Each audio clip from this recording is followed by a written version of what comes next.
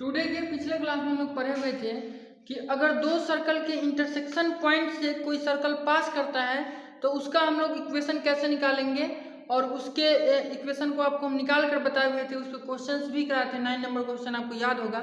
आज की क्लास में हम लोग समझने वाले हैं, पढ़ने वाले हैं कि रेडिकल एक्सिस होता क्या है, इसका इक्वेशन कैसे निकालते हैं और इस पर आधारित एक क्वेश्चन। तो सबसे पहले हम लोग समझते हैं कि रेडिकल एक्सिस होता क्या है। तो अगर आपके पास दो सर्कल दिया हुआ है, जैसे आप यहाँ पर देख सकते हैं कि दो सर्कल है मेरे पास, सर्कल 1 और सर्कल 2, इसका नाम दिए एस और इसका नाम दिए S1। तो कोई ना कोई यहाँ स्पेस में पॉइंट होगा, कोई ना कोई ऐसा पॉइंट होगा जहां से दोनों पे टेंजेंट खींचा जाए तो दोनों टेंजेंट आपस में इक्वल हो जाए। मतलब अगर आपके पास इस फिगर में आप समझिए, अगर आपके पास दो सर्कल दिया है तो यहाँ यहाँ यहाँ यहाँ यहाँ कहीं ना कहीं कोई ना कोई ऐसा पॉइंट होगा जहां से आप अगर टेंजेंट खींचते हैं तो ये दोनों इक्वल हो जाए। अगर ये P है और अगर ये Q है और अगर ये A है, और तो इसका मतलब ये है कि ये PA is equal to PQ हो जाए, हो ही जाएगा।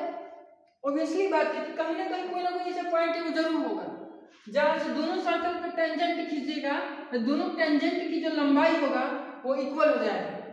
कोई ना कोई पॉइंट होगा, लेकिन क्या आप ये सोच सकते हैं कि कोई पॉइंट होगा, ठीक है, कोई उसके अलावा दूसरा पॉइंट भी होगा। मान लेते हैं कि ये वो पॉइंट है जहां से हम टेंजेंट खींचे तो इक्वल है, तो क्या इस पूरे एरिया भर में एक यही पॉइंट है जहां से हम इसको टेंजेंट को खींचे तो दोनों इक्वल हो जाए, दोनों टेंजेंट का लंबाई इक्वल हो जाए? तो इसका जवाब नहीं, और भी पॉइंट है। तो और कौन सा पॉइंट है? इसके जस्ट नीचे वाला पॉइंट। अगर यहां से टेंजेंट खींचने पर दोनों टेंजेंट इक्वल हो रहा है तो यहां से भी खींचने पर दोनों टेंजेंट इक्वल होगा। इसके नीचे वाला पॉइंट यहां से भी खींचने पर इक्वल होगा।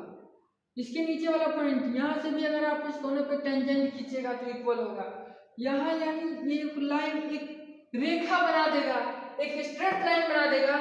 इस लाइन के किसी भी पॉइंट से आप दोनों सर्कल पे टेंजेंट खींचेगा तो वो दोनों टेंजेंट का लंबाई इक्वल होगा। और कोई यहाँ से कैसे खींचेंगे? एकदम खींचाएगा, देखिए ऐसे खींचाएगा, इधर ऐसे खींचाएगा। तो मान लीजिए कि ये टेंजेंट है, तो इस कंडीशन में अगर मान लीजिए ये O है, ये P है, मान लीजिए P डैश है, Q डैश है, तो यहाँ OP डैश बराबर OQ डैश होगा, सॉरी OP डैश बराबर P डैश Q डैश होगा। मतलब दोनों टेंजेंट इक्वल होगा इस लाइन के हर एक पॉइंट से।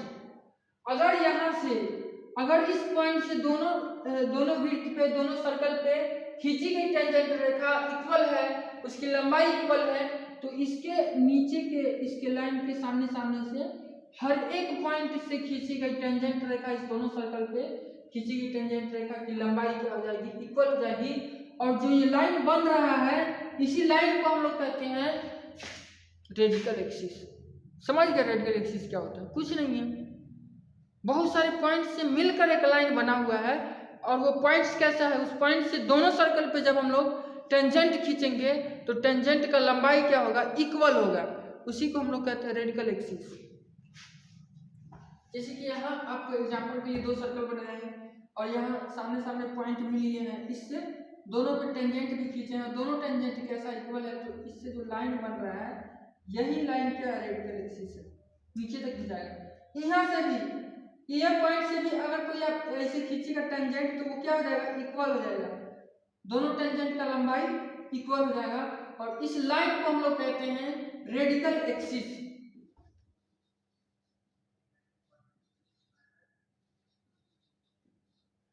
रेडिकल एक्सिस कितना कहते हैं? इस लाइनवा जो है ना, लाइनवा, इसी लाइनवा को बोलते हैं रेडिकल एक्सिस।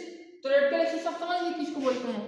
अब ऐसा आपको टेढ़ा लग रहा होगा, फिगर में टेढ़ा बन गया है, कोई बात नहीं, फिगर में मतलब एग्जैक्ट हमसे नहीं बन पाया है फिगर में, ड्राइंग कुछ ज़्यादा ही टेढ़ा बन गया है।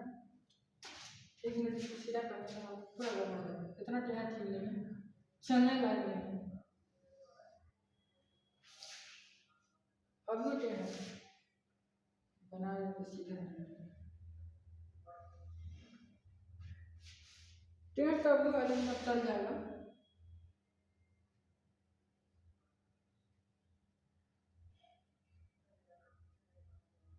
ठीक है, पॉइंट है सब, इस पॉइंट से क्या किया जा रहा है? इस पॉइंट से टेंजेंट कीजिएगा, अगर इसका नाम P है और इसका नाम Q है और इसका नाम अगर हम दे दें, क्या दे दें भाई, इसका नाम दे दें हम P डैश, इसका नाम, इसको P1 दे दें और इसको दे दें P2 और इसका नाम दे दें P3 और इसका नाम दे दें P4। इनाम है, समझे? तो हियर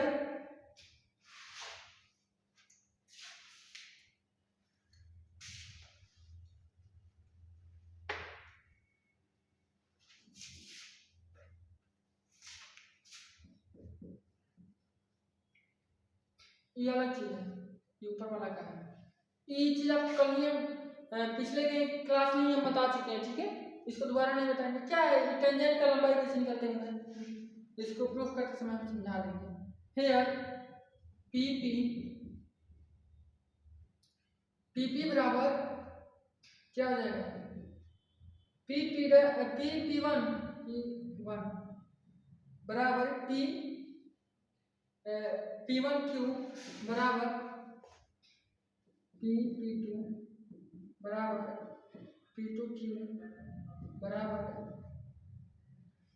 सब बराबर है, बराबर क्या है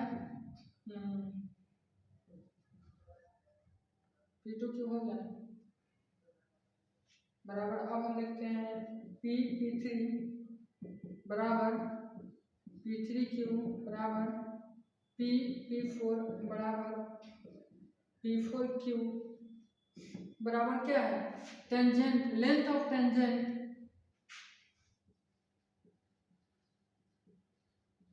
लेंथ ऑफ टेंजेंट,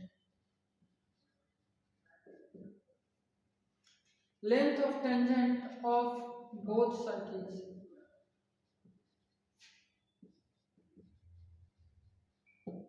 टेंजेंट की लंबाई है, ये सब क्या है P1, ये जितना है वो सारा का सारा इक्वल है आपस में, और वो क्या है टेंजेंट की लंबाई है, और दोनों सर्कल के लिए टेंजेंट की लंबाई है, दोनों सर्कल का टेंजेंट का लंबाई सेम ही है। और इस पॉइंट्स को मिलाने वाली लाइन को, इस पॉइंट्स की मिलाने वाली लाइन को हम लोग रेडिकल एक्सिस कहते हैं। तो अब सवाल उठता है कि रेडिकल एक्सिस का इक्वेशन क्या होगा। अब यहाँ पे सवाल है कि रेडिकल एक्सिस का इक्वेशन क्या होगा। तो रेडिकल एक्सिस का इक्वेशन निकालना बड़ा ही सिंपल है, लेकिन आपको पता होना चाहिए कि हम लोग टेंजेंट की लंबाई कैसे निकालते हैं। बात यहाँ तो टेंजेंट की लंबाई की हो रहा है खाली, तो टेंजेंट की लंबाई निकालना आपको पिछले लेक्चर में बताए थे और यहाँ इसीलिए लिखे हैं।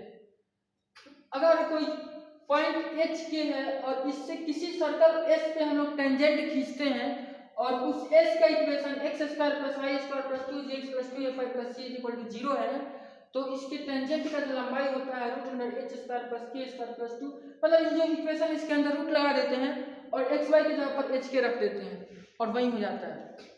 तो इस केस में क्या है, इस केस में दोनों टेंजेंट की जो लंबाई है वो इक्वल है, तो इसका टेंजेंट की लंबाई निकालेंगे और इसका टेंजेंट की लंबाई निकालेंगे और दोनों को इक्वल कर देंगे, और जो आएगा वही हो जाएगा रेडिकल एक्सिस का equation.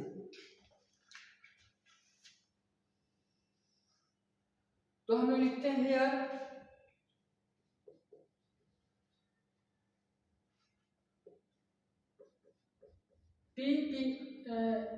P1 is equal to P1Q। अब P1 का वैल्यू निकालते हैं। तो सबसे पहले हम लोग मान लेते हैं लेट इस दोनों इक्वेशन का, दोनों सर्कल का कोई इक्वेशन है, तो इसका इक्वेशन हम लोग मान लेते हैं कि x² + y² + 2g1x + 2f1y + c1 = 0 है। उसी तरीके से S1 का जो इक्वेशन है वो x² + y² + 2g2x + 2f2y + c2 = 0 है। ये हम लोग मान लेते हैं। तो अगर इतना इक्वेशन है तो P1 का वैल्यू यानी इस टेंजेंट का वैल्यू क्या हो जाएगा। अच्छा, एक और फिगर हम लोग बना लेते हैं जिसमें एक ही टेंजेंट लेते हैं। ये बहुत सारा टेंजेंट हो गया, कंफ्यूजन हो जा रहा है। इतना हम आपको समझाने के लिए बनाए हैं, बस ये एक ही टेंजेंट बनाया जाता है। जब आप एग्जाम में इसको प्रूफ करिएगा तो एक ही फिगर बनाइएगा, एक ही टेंजेंट ड्रॉ करिएगा। छोटा सा ये क्या हम फिगर बना देते हैं, ये सर्कल है, मान लीजिए सर्कल की तरह तो लग नहीं रहा है लेकिन मान लीजिए, और यहाँ से हम एक टेंजेंट ड्रॉ करते हैं।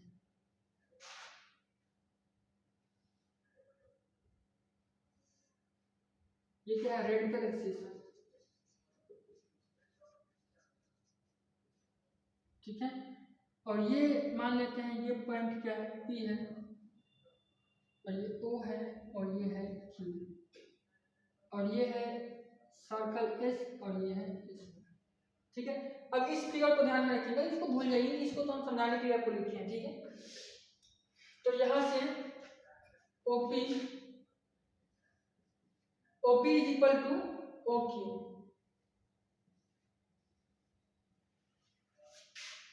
ठीक है।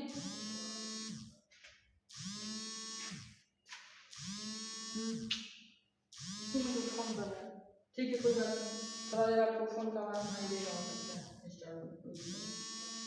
तो यहाँ से OP का जो वैल्यू होगा वो कितना होता है, इतना रूट अंडर, इक्वेशन में हम लोग पॉइंट का वैल्यू बैठा देते हैं, ठीक है। तो इक्वेशन में यहाँ पॉइंट का वैल्यू कहाँ से बैठाएंगे, तो पॉइंट में यहाँ क्या होगा, सीधा इक्वेशन कर देते हैं, पॉइंट दिया नहीं है तो सीधा इक्वेशन कर देते हैं हम लोग, x square plus Y square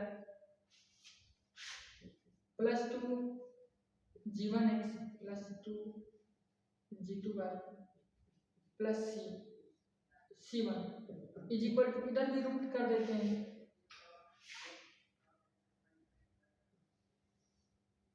इधर रूट क्या हो जाएगा, x square plus Y square और plus 2 g2x plus 2 f2y plus c2, ठीक है। अब यहाँ पे हम लोगों को अगर पॉइंट दिया रहता है P और Q का, मान लीजिए 2 3 4 5 कुछ भी, तो यहाँ हम लोग पुट कर देते, पॉइंट नहीं दिया है तो इसी तरीके से छोड़ देते हैं, ठीक है, कोई दिक्कत नहीं, हम लोग छोड़ भी सकते हैं। अब यहाँ xy है ना, अगर पॉइंट रहेगा तो xy का वैल्यू पुट कर देंगे, हम लोग को तो इक्वेशन xy नहीं चाहिए, तो क्या जरूरी है हम लोग को पॉइंट पुट करने का। तो अब दोनों तरफ रूट है तो स्क्वायरिंग कर देंगे, squaring on both sides, squaring on both sides, जब स्क्वायरिंग कर देंगे बोथ साइड तो रूट खत्म हो जाएगा X square plus Y square plus 2g1x plus 2g2y और plus c1 is equal to X square plus Y square और plus 2g2x plus 2f2y और प्लस c2, ठीक है। तो यहाँ से आप देखिएगा दोनों तरफ एक्स स्क्वायर कट जाएगा, वाई स्क्वायर कट जाएगा, अब कुछ नहीं बचेगा। अब 2g1x है और इधर का भी हम लोग x वाला लाते हैं इधर, तो माइनस हो जाएगा 2g2x और प्लस, अब इधर में क्या बच रहा है 2, यहाँ तो f2 होगा ना, अरे यार यहाँ f2 होगा, ये f2 2f2y और इधर का आएगा तो माइनस 2f2,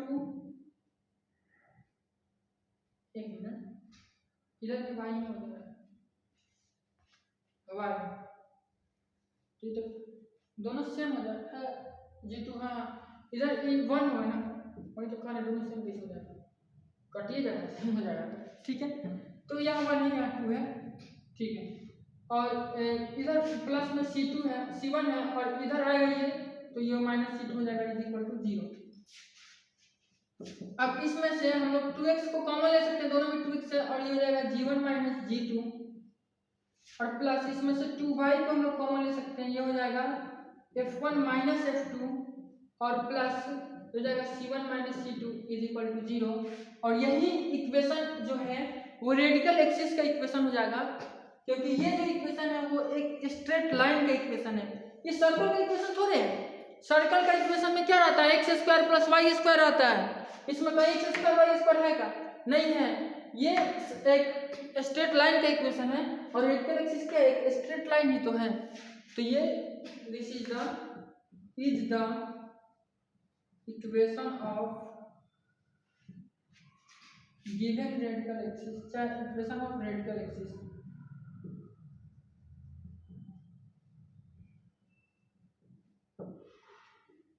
ठीक है। तो ये क्या हो गया, रेडिकल एक्सिस का इक्वेशन हो गया। तो हम लोग समझे हैं कि रेडिकल एक्सिस होता क्या है, उसके बाद उसका इक्वेशन कैसे निकाला जाता है, इस चीज़ को हम लोग समझे हैं अब तक।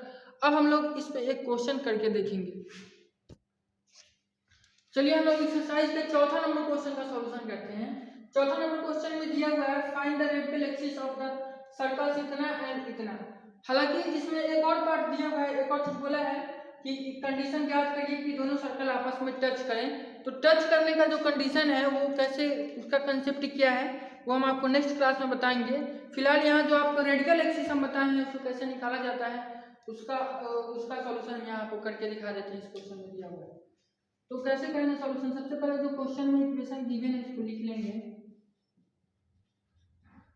Given equation of circles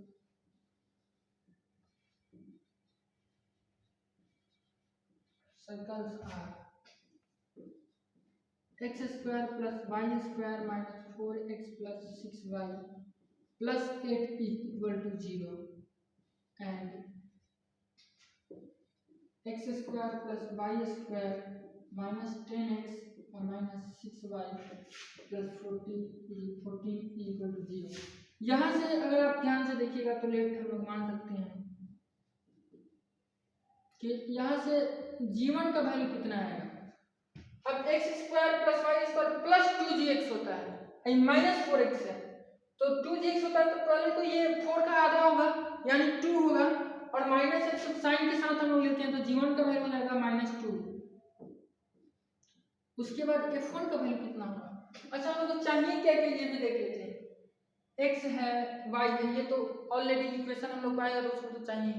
main जो वैल्यू हमको चाहिए g1 g2 का और f1 f2 का और c1 c2 का, तो यहाँ से आराम से निकल जाएगा और उसमें पुट कर देंगे हो जाएगा।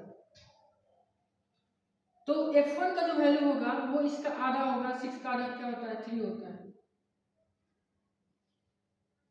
और जो c1 का वैल्यू हो जाएगा वो तो 8 हो जाएगा, स्पष्ट दिख रहा है।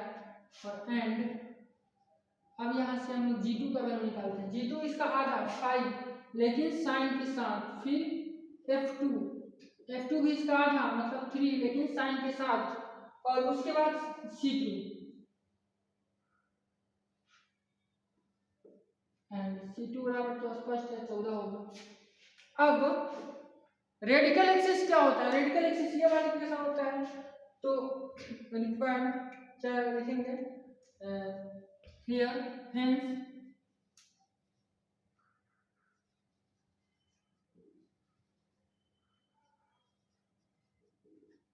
Radical axis is, radical axis कितना होता है 2x इंटू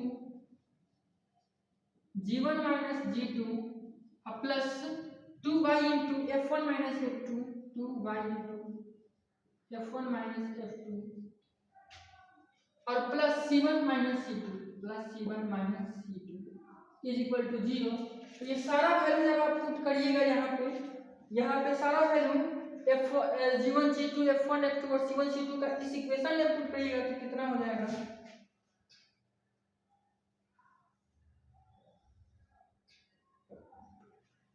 तो 2x into g1 minus g2, तो g1 माइनस 2 है और माइनस g2 मतलब minus minus plus 5, minus 2 plus 5 और plus 2y into f1 minus f2 3 और माइनस माइनस प्लस 3 यानी 3 प्लस 3 हो जाएगा। और उसके बाद क्या होता है, उसके बाद होता है प्लस c1 माइनस c2 तो प्लस c1 कितना है, c1 देखिए 8 है तो 8 हो जाएगा और प्लस c2 कितना है 14 है तो 14 हो जाएगा इज इक्वल टू 0। अब इसी को सिंप्लीफाई कर लेंगे तो ये रेडिकल एक्सिस हो जाएगा, रेडिकल एक्सिस का इक्वेशन हो जाएगा वही चीज होगा। तो ये कितना हो जाएगा 3 और इंटू 2 यानी 6x, ये आ जाएगा 6x और ये आ जाएगा 3 6 और इंटू 2 तो 12y 14 8 कितना हो जाएगा 22 इज इक्वल टू 0। यहाँ से हम क्या कॉमन ले सकते हैं, यहाँ से हम 2 कॉमन ले सकते हैं और उधर ले सकते हैं तो जाएगा 3x प्लस 6y और plus 11 is equal to 0 is radical axis यहाँ ऊपर लिख लीजिए। यही इस क्वेश्चन का क्या हो जाएगा आंसर हो जाएगा। आपको बताया था कि एक्चुअली इस क्वेश्चन में एक और चीज दिया हुआ है कि कंडीशन याद करिए कि दोनों सर्कल आपस में टच करता है, तो टच करने वाला कंडीशन हम कल बताएंगे। अब खुद से सोचिए ना, ये दो सर्कल क्या है, ये दो सर्कल का रेडिकल एक्सिस ही बीच में आ रहा है, तो दो सर्कल ऐसा भी तो हो सकता है कि दोनों एक दूसरे को काटे, इसका भी तो कोई ना कोई रेडिकल एक्सिस होगा, इसके पास भी तो आस-पास में या अगल-बगल में कहीं ना कहीं ऐसा पॉइंट होगा जहां से दोनों का टेंजेंट इक्वल हो सकता है, तो इसका भी तो रेडिकल एक्सिस होगा। तो ये वाला कंसेप्ट आपको हम कल के क्लास में बताएंगे, ठीक है। और कल के क्लास में टच करने का कंडीशन भी बताएंगे, उस पर क्वेश्चन भी कराएंगे, बहुत सारा क्वेश्चन उस पर दिया हुआ है, मेन तो वही है, ठीक है। तो आज की क्लास के लिए बस इतना ही रहने देते हैं, अब हम लोग मिलते हैं कल की क्लास में।